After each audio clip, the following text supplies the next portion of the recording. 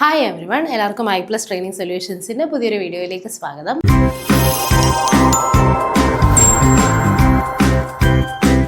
Net June 2025 question പേപ്പറാണ് നമ്മൾ discuss ചെയ്തുകൊണ്ടിരിക്കുന്നത്.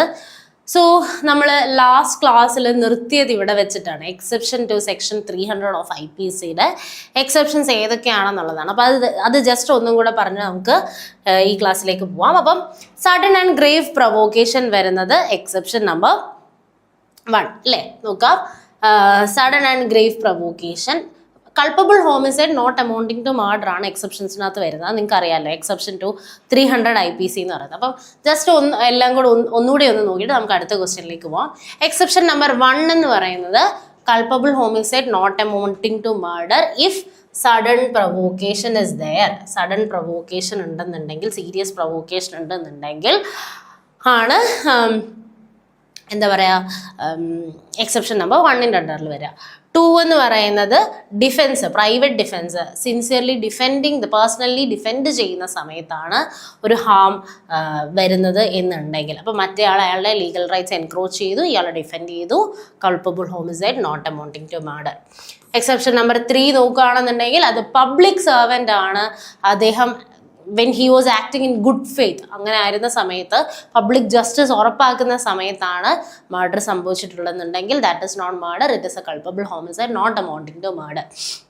എക്സെപ്ഷൻ നമ്പർ 4 നോക്കുകയാണെന്നുണ്ടെങ്കിൽ സഡൻ ഫൈറ്റിൻ്റെ സമയത്ത്, ഹീറ്റഡ് ആർഗ്യുമെൻറ്റിൻ്റെ സമയത്ത് ഒക്കെ ഉണ്ടാവുന്ന ഒരു ഫൈറ്റ് ആണെന്നുണ്ടെങ്കിൽ and he did not take any unfair advantage, ആ ഒരു ഫൈറ്റിൻ്റെ സമയത്ത് അറിയാതെ സംഭവിച്ചു പോയതാണ്, ഒരു ക്രുവൽറ്റിയും അയാൾ ചെയ്തിട്ടില്ല, അങ്ങനെയൊക്കെ ഉണ്ടെന്നുണ്ടെങ്കിലാണ് എക്സെപ്ഷൻ നമ്പർ 4 അണ്ടറിൽ വരുന്നത്. ഇനി culpable homicide not amounting to murder exception number 5 എന്ന് പറയുന്നത് ഒരാൾ 18 വയസ്സിന് ശേഷം അയാൾ കൺസെൻറ്റ് കൊടുത്തിട്ടുണ്ട്, ആ കൺസെൻറ്റിൻ്റെ ഭാഗമായിട്ടാണ്, അതായത് മരണം സംഭവിച്ചാലും കുഴപ്പമില്ല എന്ന് കൺസെൻറ്റ് കൊടുക്കുകയും അങ്ങനെ മരിക്കുകയും ചെയ്യുന്ന സാഹചര്യം, സർജറി പോലുള്ള കാര്യങ്ങൾ, അതാണ് എക്സെപ്ഷൻ നമ്പർ 5. ഓക്കെ, സോ ഇത്രയുമായിരുന്നു. ഇവിടെ വരെയാണ് നമ്മൾ കഴിഞ്ഞ ക്ലാസ്സിൽ ഡിസ്കസ് ചെയ്ത് നിർത്തിയത്. നൗ ക്വസ്റ്റ്യൻ നമ്പർ 10 നോക്കൂ. Provisions of Protections of Human Rights Act 1993 in the order of its appearance in the Act.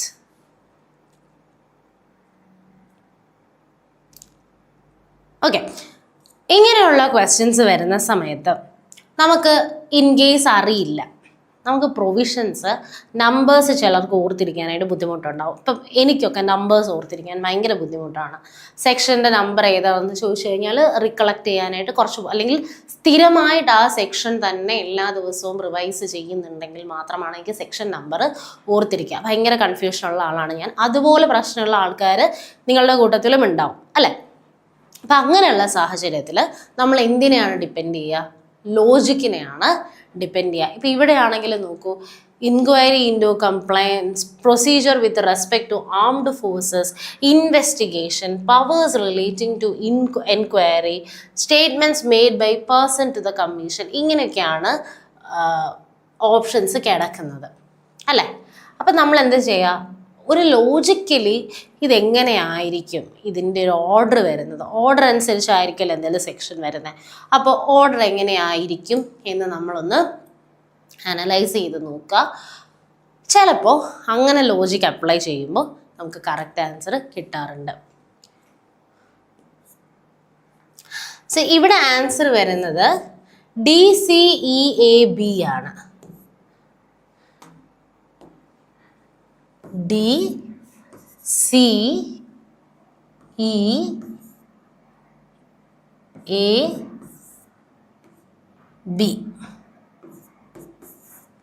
ഇതാണ് ഓർഡർ വരുന്നത്. നോക്കൂ,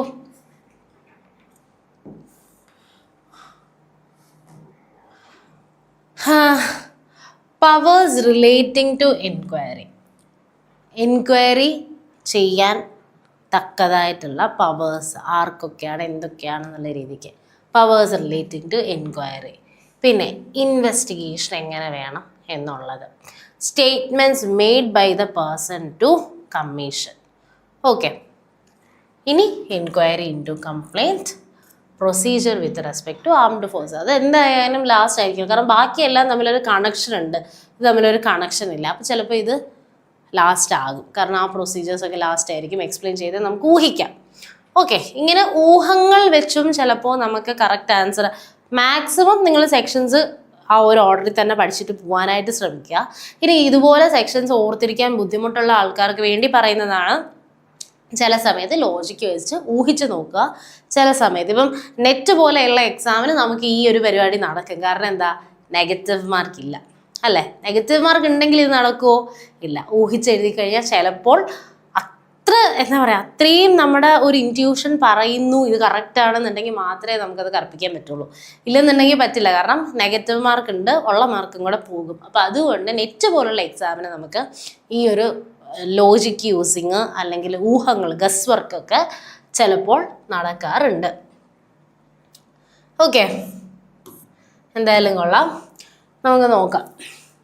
section 13 powers relating to enquiry പറയുന്നത്. Chapter 3 powers and functions of commission പറയുന്നതിനകത്താണ് കമ്മീഷന് എൻക്വയറിയിൽ മേലുള്ള പവേഴ്സിൻ്റെ കാര്യം പറയുന്നത്. It outline specific authorities of commission holds when conducting inquiries into human rights violation. ഇതാണ് section 13 powers relating to enquiry. Investigation നോക്കുകയാണെന്നുണ്ടെങ്കിൽ സെക്ഷൻ 14 പറയുന്നത്. സെക്ഷൻ 13 ഇനി പിന്നെ പറയുന്നത് സെക്ഷൻ 14. ഇൻവെസ്റ്റിഗേഷൻ ബൈ കമ്മീഷൻ എങ്ങനെ വേണം എന്നുള്ളതാണ് പറയുന്നത്. ചാപ്റ്റർ 3 തന്നെയാണ് പറയുന്നത്. പവേഴ്സ് ആൻഡ് ഫങ്ഷൻസ് ഓഫ് കമ്മീഷനകത്താണ് അതും വരുന്നത്. ഓക്കെ, ഇനി statement made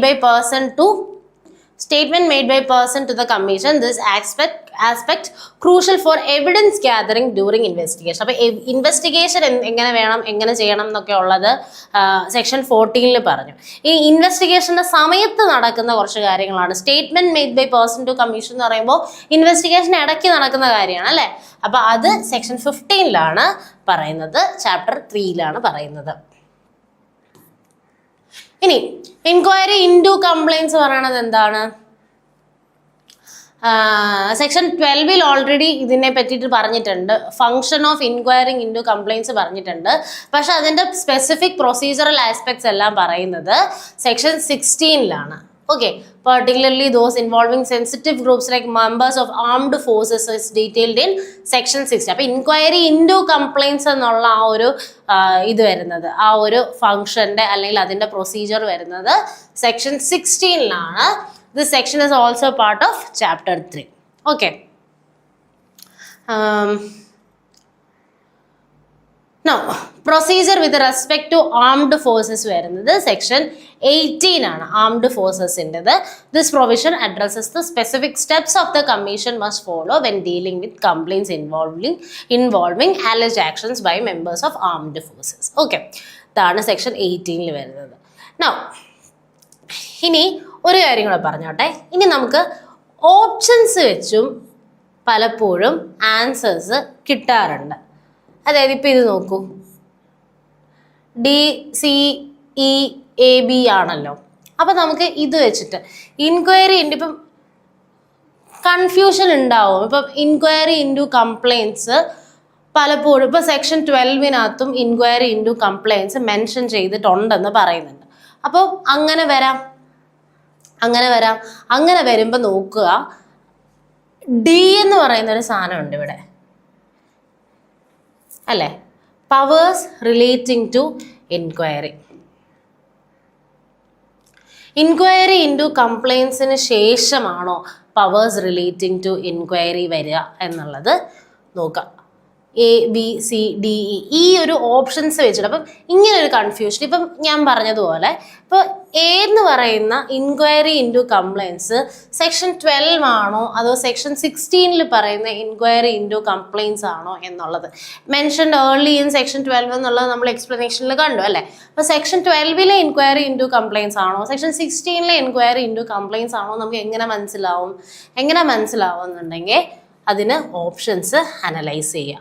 ഓപ്ഷൻസ് അനലൈസ് ചെയ്യുമ്പോൾ ബാക്കിയുള്ള ഓപ്ഷൻസ് ഒക്കെ എവിടെ വരുന്നു? ഇപ്പം ഇൻക്വയറി ഇൻടു കംപ്ലൈൻസ് കഴിഞ്ഞാണോ പവർ റിലേറ്റിംഗ് ടു ഇൻക്വയറി എന്നുള്ള സാധനം വരേണ്ടിയത്? അല്ലെങ്കിൽ ഇപ്പോൾ ഇവിടെ നോക്കുക, എ ഇപ്പം ആദ്യം കിടക്കുന്ന സാഹചര്യത്തിൽ ബി രണ്ടാമത് വരുന്നുണ്ട്. ബി എന്താ? Procedure with respect to armed forces അല്ലേ? ഈ procedure with respect to armed forces inquiry of compliance കഴിഞ്ഞ് ഉടനെ വരാൻ സാധ്യതയുണ്ടോ? ഇല്ല. അപ്പൊ ഇല്ല എന്നുള്ളപ്പോൾ നമ്മൾ ഇതിനെ അങ്ങ് എലിമിനേറ്റ് ചെയ്യുന്നു. പിന്നെ അത് കഴിഞ്ഞിട്ട് എന്താ? എ കഴിഞ്ഞ് ഡി പവർ അപ്പൊ ഇത് ചിലപ്പോൾ വരാൻ സാധ്യതയുണ്ട് അല്ലേ? ചിലപ്പോൾ വരാൻ സാധ്യത ഉണ്ടെന്നുണ്ടെങ്കിൽ അടുത്തത് നോക്കുക. നോക്കുക. എന്താണ്? Statement made by persons to commission. അതും ചിലപ്പോൾ വരാനായിട്ട് സാധ്യതയുണ്ട്. അപ്പൊ അങ്ങനെയാണെന്നുണ്ടെങ്കിൽ ഇപ്പൊ ഡി കഴിഞ്ഞിട്ട് വരാനായിട്ടുള്ള സാധ്യതയുണ്ട്. അപ്പൊ പിന്നെ നോക്കുക, ഇവിടെ ബി വന്നപ്പോ പിന്നെ എന്താണ് ആംഡ് ഫോഴ്സസിന്റെ ആണ്. അപ്പൊ ഇതിവിടെ വരാൻ സാധ്യതയുണ്ടോ? ഇല്ല. അപ്പൊ നമ്മൾ ഇതിനെയും ക്രോസ് ചെയ്തു. അപ്പൊ ഇത് രണ്ടും നമ്മൾ എലിമിനേറ്റ് ചെയ്തു ഓൾറെഡി. പിന്നെ നമുക്ക് കൺഫ്യൂഷൻ ഉള്ള ഇത് തമ്മിൽ ഭയങ്കര കൺഫ്യൂഷൻ വരും. കാരണം എന്താണ്? ബി ഓൾറെഡി ലാസ്റ്റ് ആണ്, രണ്ടിലും ലാസ്റ്റ് ആണ്. അപ്പൊ അത് നമുക്കൊന്നും ചെയ്യാൻ പറ്റില്ല. പിന്നെ നമുക്ക് ആകെ ചെയ്യാൻ പറ്റില്ല, ഇതിന്റെ കാര്യം നമുക്ക് ഒന്നും പറയാനും പറ്റത്തില്ല. ഇത് എ ആണോ? Inquiry into compliance. Okay, inquiry into compliance, അതുപോലെ പവേഴ്സ് റിലേറ്റഡ് ടു ഇൻക്വയറി. ഇത് ചിലപ്പോൾ അടുത്ത് കിടക്കുമായിരിക്കും. കാരണം എന്താ? രണ്ടും എൻക്വയറിയെ പറ്റിയിട്ടാണ് പറയുന്നത്. അപ്പോൾ ചിലപ്പോൾ അടുത്ത് കിടക്കും എന്നുള്ളൊരു കൺഫ്യൂഷൻ വരുന്നത് കൊണ്ട് തന്നെ ഇതിനകത്ത് നമുക്ക് ഒന്നും ചെയ്യാനായിട്ട് പറ്റില്ല. പിന്നെ ആകെ സിയുടെയും ഇയുടെയും കാര്യമാണ് നമുക്ക് നോക്കാനായിട്ടുള്ളത് അല്ലേ? ഡി സി ഇ ആണോ, ഡി സി ഇ എ ആണോ, ഈ ഓർഡറിലാണോ വരുന്നതെന്ന് മാത്രമാണ് നമുക്ക് നോക്കാനായിട്ട് പറ്റുള്ളൂ. അതിന് ഇവിടുത്തെ ക്രൂഷ്യൽ ആയിട്ടുള്ള സാധനം എന്ന് പറയുന്നത് ഇ എന്ന് പറയുന്ന ഒരു ഓപ്ഷനാണ്. ഇ എന്ന് പറയുന്ന ഓപ്ഷൻ നോക്കൂ, statement made by person to the commission. അപ്പോൾ എന്താ? Statement made by person to the കമ്മീഷന് ശേഷമാണോ ഇൻക്വയറി ഇൻറ്റു കംപ്ലയിൻസ് വരിക, അതോ statement made by person to the commission ഏറ്റവും ലാസ്റ്റ് ആണോ വരിക? ഈ ഒരു ലോജിക്ക് യൂസ് ചെയ്തിട്ടാണ് നമുക്ക് ഇതിനകത്തുനിന്ന് ഈ ഒരു ആൻസർ ചൂസ് ചെയ്യാനായിട്ട് പറ്റുള്ളൂ. അപ്പോൾ നമ്മൾ അപ്പം ഇത് രണ്ടും നമ്മൾ ഓൾറെഡി എലിമിനേറ്റ് ചെയ്ത് കഴിഞ്ഞു. ഈ രണ്ട് കൺഫ്യൂസിങ് ഓപ്ഷനകത്തുനിന്ന് ഏറ്റവും ബെസ്റ്റ് ഓപ്ഷൻ ചൂസ് ചെയ്യുക എന്നുള്ളതാണ് നമ്മുടെ ചോയ്സ്. അപ്പം ഏറ്റവും ബെസ്റ്റ് ഓപ്ഷൻ നമ്മൾ എങ്ങനെയാണ് ചൂസ് ചെയ്യുന്നത്? ഓരോന്നിനും. അപ്പം ഇത്രയും ഈ 3 കാര്യങ്ങൾ അടുപ്പിച്ചാണ് കിടക്കുന്നത്, രണ്ടിലും അടുപ്പിച്ചാണ് കിടക്കുന്നത്. ഇക്ക് ശേഷമാണോ എ വരിക, അതോ ഇക്ക് മുൻപാണോ എ വരിക എന്നുള്ളത് മാത്രമേ നമുക്കവിടെ ഡിസൈഡ് ചെയ്യാനായിട്ട് പറ്റുള്ളൂ. അപ്പം അങ്ങനെ നമുക്ക് ലോജിക്കൊക്കെ യൂസ് ചെയ്തിട്ട് പലപ്പോഴും ഇങ്ങനത്തെ ക്വസ്റ്റ്യൻസ് ഹാൻഡിൽ ചെയ്യാനായിട്ട് പറ്റും. ഓക്കെ, ഈ ക്വസ്റ്റ്യൻ നോക്കൂ.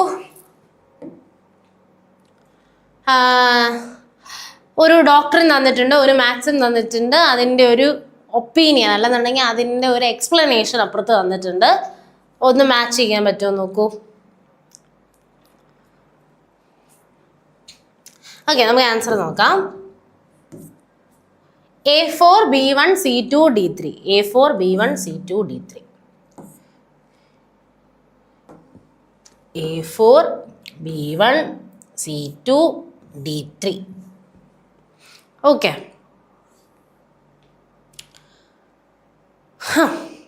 ഇത്രയും കാര്യങ്ങളാണ്. ജസ്റ്റ് നെസസിറ്റേറ്റസ് എന്ന് പറയുന്ന സംഭവം നമുക്ക് പിന്നെയും ആൻസർ ചെയ്യാനായിട്ട് പറ്റും അല്ലേ? Right of a man to do from which he cannot be dissuaded. അതായത് ആക്ട് ഓഫ് നെസസിറ്റി, അയാൾക്ക് അതിൽ നിന്നും പോവാനായിട്ട് യാതൊരു തരമില്ലായിരുന്നു. That was necessary regarding the situation എന്ന് പറയുന്നതാണ് ഈ ഓപ്ഷൻ നമ്പർ 4. ആ ഓപ്ഷൻ നമ്പർ 4ഉം ഈ എയും തമ്മിൽ വായിച്ചു നോക്കുമ്പോൾ നമുക്ക് മനസ്സിലാവും, ഓക്കെ ഇത് കറക്റ്റാണ്, ഇത് വരുന്നുണ്ട്. ഇനി മാലിസ് എന്താണ്? എല്ലാ തരം കുറ്റകൃത്യം അല്ലെ മെൻസ്രിയ ഉൾപ്പെടുന്ന എല്ലാ തരം കാര്യങ്ങളെയും നമ്മൾ മാലിസ് എന്നാണ്, ഒരു ഹാം അല്ലെങ്കിൽ ഒരു ഇഞ്ചുറി, ഇതൊക്കെയാണ് നമ്മൾ മാലിസ് എന്ന് പറഞ്ഞ് പറയുന്നത്. അപ്പോൾ ഒരു അവിയലാണ്, കുറേ കാര്യങ്ങൾ അതിനകത്ത് വരുന്നുണ്ട്. അപ്പോൾ it is a collective term for intention and recklessness എന്നുള്ളത് നമുക്ക് അവിടെ നിന്ന് കിട്ടും. ഇനി dolus and culpa, intention and negligence, ഈ 2 കാര്യങ്ങളാണ് കൺഫ്യൂസിങ് ആയിട്ട് വരിക. അപ്പോൾ 2 ഫോംസ് ഓഫ് മെൻസ്രിയാണ് ഡോളസ് ആൻഡ് കൽപ്പ എന്ന് നിങ്ങൾ പഠിച്ചിട്ടുണ്ടെങ്കിൽ ഉറപ്പായിട്ടും ഇൻറ്റൻഷൻ ആൻഡ് നെഗ്ലിജൻസ് എന്നുള്ളത് 2 alternative conditions for penal liability എന്ന് നിങ്ങൾക്ക് ഈസി ആയിട്ട് മനസ്സിലാവും. Okay,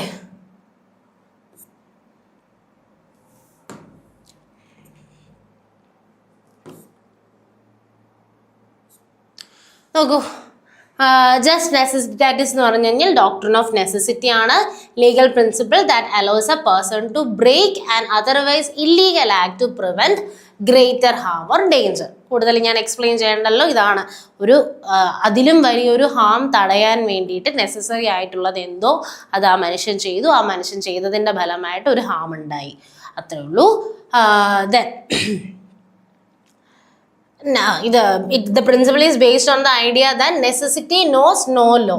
Necessity knows no law എന്നുള്ളതാണ് ഈ പ്രിൻസിപ്പിളിന്റെ അർത്ഥം. Necessity overcomes the law. Intention എന്ന് പറഞ്ഞു കഴിഞ്ഞാൽ intention means acting with purpose and knowing that harm is likely to result.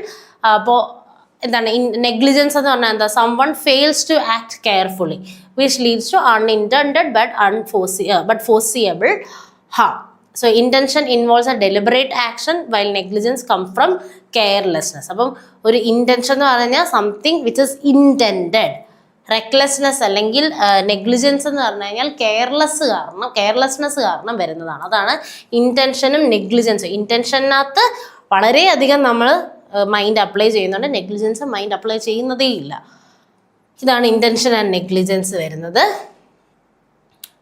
Okay, അപ്പം ഇനി അടുത്തത് ഡോലസ് ആൻഡ് കൾപ്പ. ഡോലസ് ആൻഡ് കൾപ്പ എന്ന് പറയുന്നത് ഇൻറ്റൻറ്റും നെഗ്ലിജൻസും ആണ് ഉദ്ദേശിക്കുന്നത്. ഡെലിബറേറ്റ് ഇൻറ്റൻറ്റ് അല്ലെങ്കിൽ മാലിസ് ഉണ്ടെന്നുണ്ടെങ്കിൽ അത് ഡോലസ് ആണ്. ഇംപ്രുഡൻസ്, ലാക്ക് ഓഫ് സ്കിൽ അല്ലെങ്കിൽ ലാക്ക് ഓഫ് ഫോർസൈറ്റ് ആണെന്നുണ്ടെങ്കിൽ അത് കൾപ്പയാണ്. ക്രിമിനൽ ഇൻറ്റൻറ്റ് ഉണ്ടെങ്കിൽ ഡോലസ് ആണ്. ആബ്സെൻസ് ഓഫ് ഇൻറ്റൻറ്റ് ആണെങ്കിൽ കൾപ്പയാണ്. റോബറി പോലെയുള്ള കാര്യങ്ങൾ ഇൻറ്റൻഷൻ ഉള്ളത് ഡോലസ് ആണ്. റെക്ലെസ് ഡ്രൈവിംഗ് എന്ന് പറയുന്നത് കൾപ്പയാണ്. then higher degree of blameworthiness ഉള്ളത് ഡോളസിനാണ്. ലോവർ ഡിഗ്രി ഓഫ് blameworthiness ഉള്ളത് കൽപ്പയ്ക്കാണ്. ഓക്കെ, അപ്പോൾ ഓപ്ഷൻസ് നമുക്ക് ഒന്നും കൂടെ നോക്കാം. ഡോളസ് ആൻഡ് കൽപ്പ എന്ന് പറയുന്നതാണ് 2 forms of mens rea. Alternative condition. ഇത് രണ്ടും സിമിലർ ആയതുകൊണ്ട് തന്നെ നമുക്ക് നോക്കാം ഓപ്ഷനകത്ത് ഇത് വരുന്നുണ്ടോ എന്ന് നോക്കാം. C3D2 വരുന്നുണ്ടോ എന്ന് നോക്കാം. ആൻസർ വരുന്നത് C2D3 ആണല്ലോ. കണ്ടോ, വരുന്നുണ്ട്. C3D2 വരുന്നുണ്ട്. C3D2 വരുമ്പോൾ പിന്നെ നമ്മൾ ഇത് നോക്കാം. അപ്പം ഇത് നമുക്ക് കറക്റ്റ് അറിയാമല്ലോ. A4 ആണെന്നും B1 ആണെന്നും നമുക്ക് കറക്റ്റ് അറിയാമല്ലോ. അപ്പോൾ നമുക്ക് ഈ ഓപ്ഷനെ എലിമിനേറ്റ് ചെയ്യാം. അപ്പോൾ ശരിക്കുള്ള കോമ്പറ്റീഷൻ നടക്കുന്നത് ഫസ്റ്റ് ഓപ്ഷനും തേർഡ് ഓപ്ഷനും തമ്മിലാണ്. ഇത് തമ്മിലാണ് നമുക്ക് എലിമിനേറ്റ് ചെയ്യേണ്ടത്. അപ്പോൾ നമുക്ക് എയുടെയും ബിയുടെയും കറക്റ്റ് ഓപ്ഷൻ അറിയാവുന്നത് കൊണ്ട് തന്നെ നമുക്ക് ഇതിനെ എലിമിനേറ്റ് ചെയ്യാം, ഇതിനെ ചൂസ് ചെയ്യാം. ഓക്കെ, അടുത്ത ക്വസ്റ്റ്യൻ നോക്കൂ. Which of the following are the characteristic of legal right? Legal റൈറ്റിന്റെ ക്യാരക്ടറിസ്റ്റിക്സ് എന്തൊക്കെയാണ്?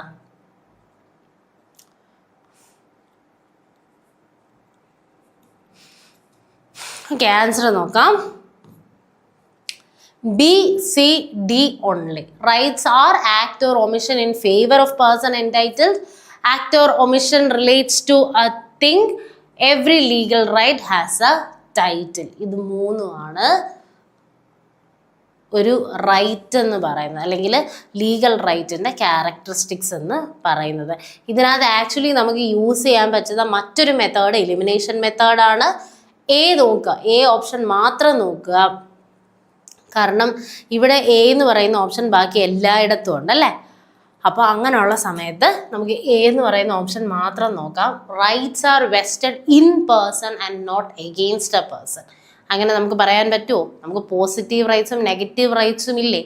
ഒരാൾക്ക് കൊടുക്കേണ്ടതായിട്ടുള്ള, അയാൾക്ക് ഉറപ്പ് വരുത്തേണ്ടതായിട്ടുള്ള റൈറ്റുകളും അയാളുടെ റൈറ്റിന്മേൽ ഇടപെടരുതെന്ന് പറയുന്ന റൈറ്റുകളും ഉണ്ട് അല്ലേ.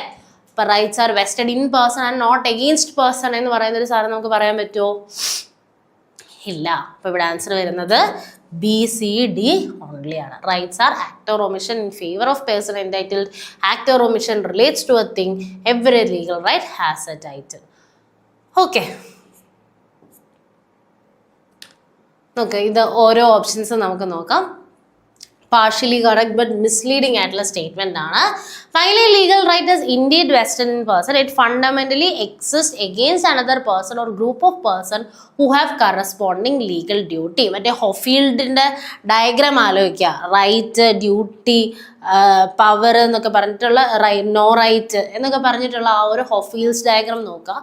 റൈറ്റിന് കറസ്പോണ്ടിങ് ആയിട്ട് ഡ്യൂട്ടിയാണ്. അപ്പോൾ ഒരാൾക്ക് റൈറ്റ് ഉണ്ടെന്ന് പറഞ്ഞാൽ there is a duty on another person to എന്താ പറയുക കറസ്പോണ്ട് വിത്ത് ദാറ്റ് റൈറ്റ്, അല്ലെങ്കിൽ അയാൾക്ക് റൈറ്റ് ഉറപ്പ് വരുത്താനായിട്ടുള്ള ഒരു ഡ്യൂട്ടി വേറൊരാൾക്കൂടുണ്ട്. സോ ഇറ്റ് ഈസ് എന്താ പറയുക ഈ ഒരു അതുപോലെ തന്നെ മറ്റേ കാര്യം ഓർത്ത് വെക്കുക. പോസിറ്റീവ് റൈറ്റ് ഉണ്ടെന്നുള്ള കാര്യം, നെഗറ്റീവ് റൈറ്റ് ഉണ്ടെന്നുള്ള കാര്യം ഓർത്ത് വെക്കുക.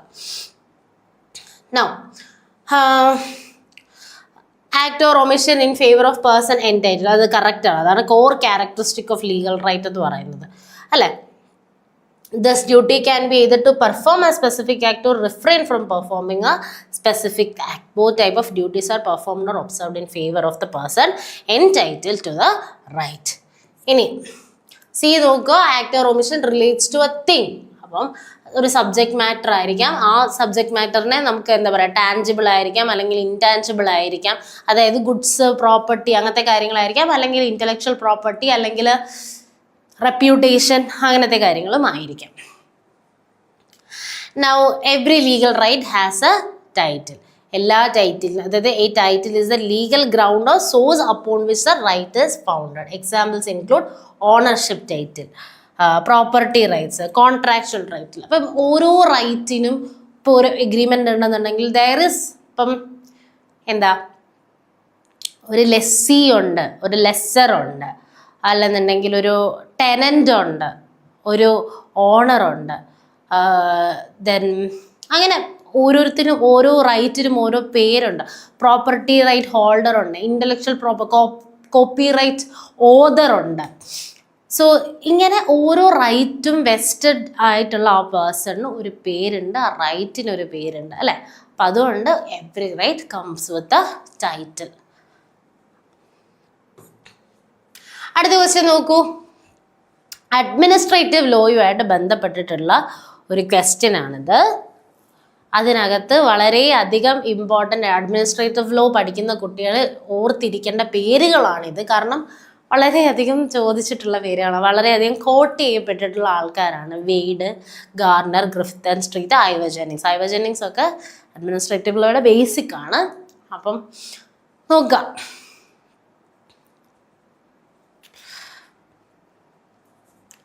ആൻസർ നോക്കാം. A4 B3 C2 D1. A4 B3 C2 A4 B3 C2 D1. ഇതാണ് ആൻസർ. ആൻസർ നോക്കാം. ഐവർ Jennings Administrative law is a law relating to administration. It determines the organization, powers and duties of administrative authorities.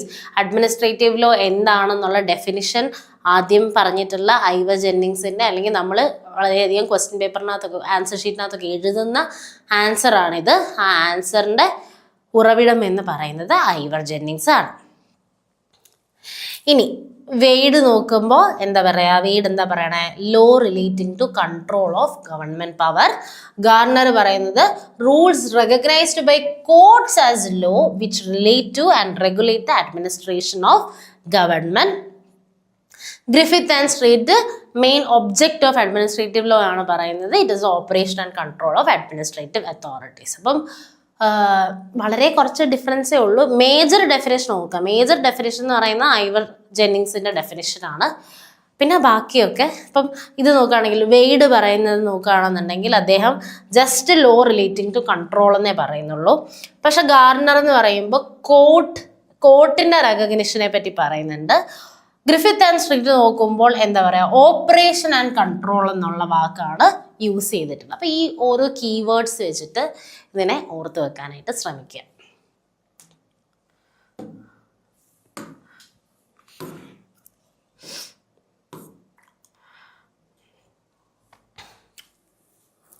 Okay, അപ്പം ഇതാണ് അതിൻ്റെ explanation എന്ന് പറയുന്നത്.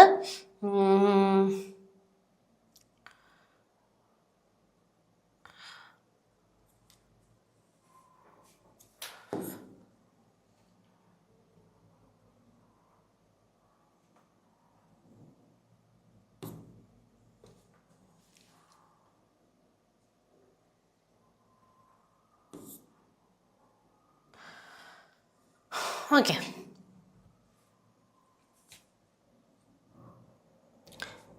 ഇത് ഇപ്പം നമ്മൾ പറഞ്ഞതിൻ്റെ തന്നെ എക്സ്പ്ലെയിൻ ചെയ്ത് എഴുതിയിട്ടുള്ളതാണ്. ഈ നോട്ട് ജസ്റ്റ് ഒന്ന് റെഫർ ചെയ്ത് നോക്കുക. റെഫർ ചെയ്യുമ്പോഴത്തേക്ക് നിങ്ങൾക്ക് നമ്മളിപ്പോൾ പറഞ്ഞ കാര്യം തന്നെ മനസ്സിലാവും. നോക്കുകയാണെന്നുണ്ടെങ്കിൽ ഇപ്പോൾ വെയ്ഡിൻ്റെ പേഴ്സ്പെക്റ്റീവ് നോക്കുകയാണെന്നുണ്ടെങ്കിൽ ഇതിപ്പോൾ ഇതിനകത്ത് എഴുതിയിട്ടുണ്ട് essential nature and purpose of his legal field എന്നുള്ള രീതിക്കാണ് വെയ്ഡ് പറഞ്ഞിട്ടുള്ളത്.